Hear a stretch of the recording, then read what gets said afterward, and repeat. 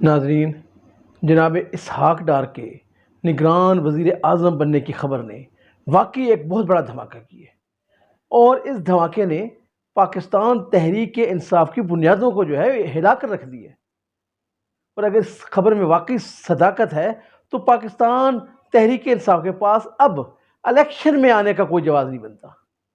بلکہ اب اگر اسے وہ الیکشن کو دوربین سے جو ہے وہ دور دور تک بھی دیکھے تو اسے یہ الیکشن نہیں ملنے والا۔ اور ممکنہ طور پر مجھے تو ایسا بھی محسوس ہو رہا ہے کہ پی ٹی آئی اگلے انتخابات چاہے وہ 1 سال کے بعد ہوں یا 2 سال کے بعد ہوں، اس کا وہ بائیکاٹ کرے گی۔ اور پاکستان تحریک انصاف کو اب محسوس ہوا ہوگا کہ 1 پیج کہتے کسے ہیں کہ پاکستان کی ملٹری اسٹیبلشمنٹ اور پاکستان کی سیاسی جماعتوں یعنی پی ڈی ایم کا جو آپس میں ایک الائنس ہوا ہے اور جو انڈرسٹینڈنگ ہوئی ہے وہ کیا ہے، در حقیقت وہ کیا ہے۔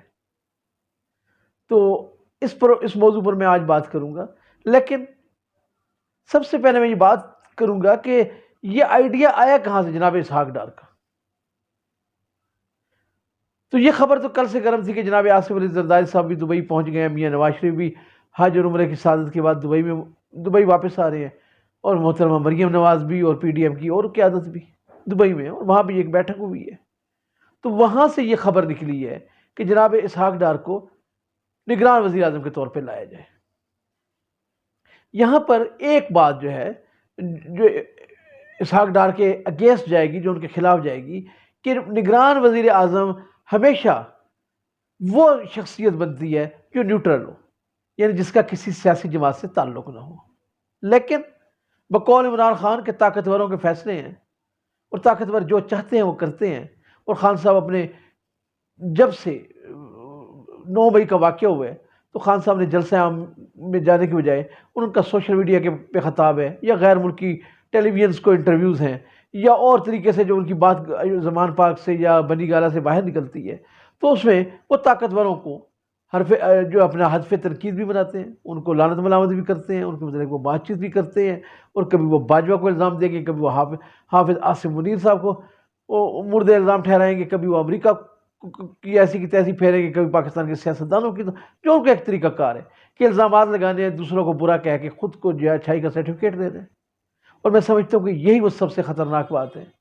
جو عمران خان کی لمبی زبان کی وجہ سے، یعنی اب جس طرح 9 مئی کا واقعہ ہوا ہے اور اس کے بعد جس طریقے سے گرفتاریاں ہوئی ہیں، اور عمران خان کو جو ہے ایک کمرے تک اور ایک گھر تک محدود کیا گیا ہے، تو اس میں کوئی بعید نہیں ہے، اس میں کوئی ایسا معاملہ نہیں ہے کہ یہ جو آنے والی جو 90 دن کی حکومت ہے، اور 90 کا ہندسہ تو ویسے ہی پاکستان کے لیے ایک بھاری ہے کہ ضیاء الحق نے 90 دن میں انتخابات کرانے کا وعدہ کیا تھا، اور پھر قوم نے اس کو 9 سال تک بھگتا۔ تو میں سمجھتا ہوں کہ اس وقت یہ جو 90 دن کی جو حکومت آنے والی ہے،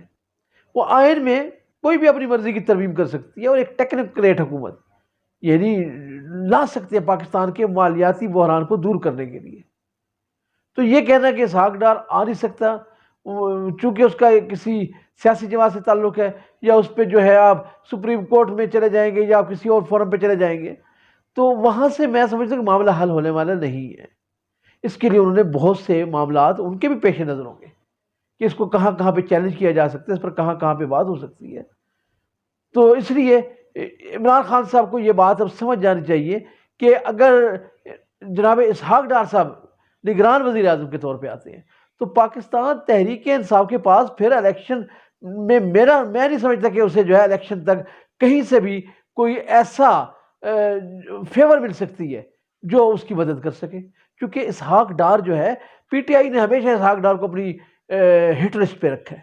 جس طرح میاں فیملی تھی، نواز شریف فیملی اور ان کا خاندان، جس طرح ان کی وہ ٹرولنگ کرتے تھے، ان کو وہ لعنت ملامت کرتے تھے، بالکل اس سے بھی زیادہ جو ہے انہوں نے اسحاق ڈار کے ساتھ کی۔ تو اسحاق ڈار ان واقعات کو کس طرح بھول سکتے ہیں؟ تو میں سمجھتا ہوں کہ یہ وہ پیغام دیا ان طاقتوروں نے کہ اگر آپ اپنی زبان بندی نہیں کرو گے، اگر آپ پاکستان کے اس قومی دھارے کے اندر شامل نہیں ہوگے جو پاکستان کے اندر ہمارے سیاستدانوں کے لیے جو ایتھکس ہے، اگر آپ اس میں نہیں آتے، اور اگر آپ یہ سمجھتے ہو کہ آپ ڈنڈے کے زور پر یا اپنی جو ہے وہ چرب زبانی کی وجہ سے جو ہے آپ پاکستان کی جو ہے اسٹیبلشمنٹ کو یا پاکستان کی سیاسی جماعتوں کو زچ کر لیں گے تو ایسا نہیں ہوگا. انہوں نے یہ ثابت کر دی ہے. اور خبر یہی ہے کہ عمران خان صاحب جو ہے جب سے انہیں جناب اسحاق ڈار صاحب کے نگران وزیر اعظم بننے کی خبر ملی ہے وہ شدید کرب کا شکار ہے. بہت سے لوگ کہہ رہے ہیں کہ وہ زمان پاک سے باہر چلے گئے اور کچھ لوگ کہہ رہے ہیں کہ وہ اسلام آباد کی طرف جو ہے عازم سفر ہیں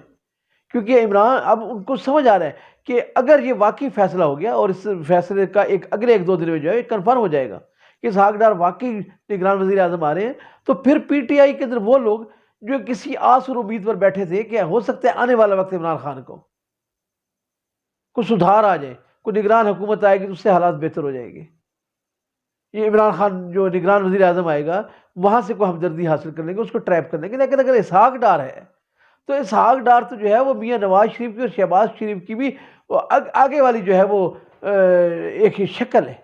اور وہ کبھی بھی جو ہے ان کو نہ تو کوئی راستہ دینے کے لیے تیار ہوگا اور نہ ان کے لیے کوئی فیور کی بات ہو سکے گی. تو میں سمجھتا ہوں کہ عمران خان کے پاس اب جو ہے الیکشن کے بائیکاٹ کے سوا اور کوئی راستہ نظر نہیں آتا.